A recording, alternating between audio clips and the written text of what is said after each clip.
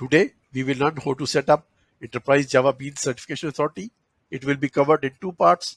In part 1, we will cover downloading and running of Docker image, and then downloading and installing of client certificate, which is required for accessing admin web.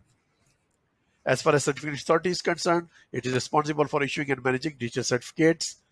And these digital certificates, they primarily contain user identification information, user public key, and most importantly, digital signature of CA, which is used for validation of this certificate. There are different softwares which can be used for setting up CA, and most commonly used are eJBCA, OpenXPI, OpenSSL. We will learn how to set up eJBCA on Linux machine. Free eJBCA Community Edition Docker image is available from Docker Hub, and we can download and run this image on Linux machine by executing just one command, that is docker run command. And after completion of this command and initialization of container, we should be able to access public web part of eJBCA. However, we will not be able to access the admin web part. So for that, we have to create the client certificate, and then we have to download and install that client certificate on our own browser. So let's go over to the demonstration.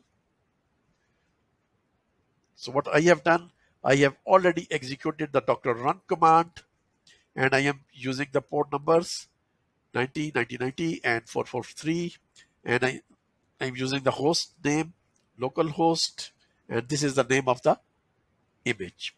So what it has done, this image was not present on the machine, so it has pulled that image and it has started the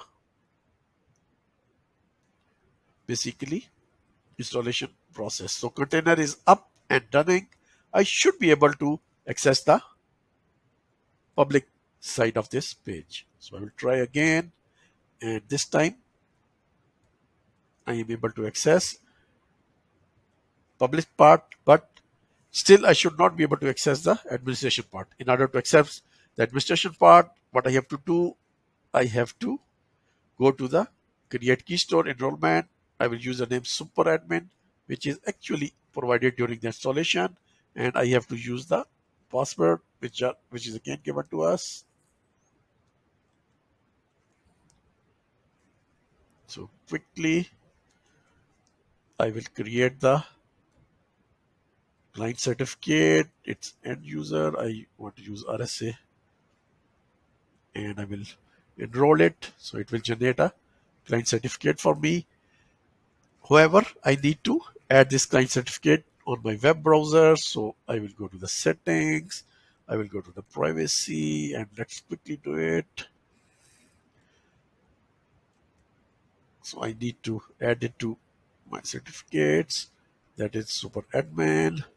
I need to use the password which is provided here for the importing of the certificate.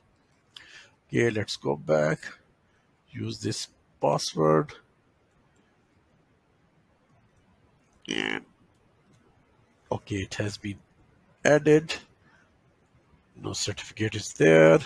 So now let's remove the exceptions and come back to this page. Yeah, and we are using the super admin. So this time I should be able to access the admin page also. Now if I'll go to the admin page, yeah, it is taking me to the admin page, and I can see that CA is working properly.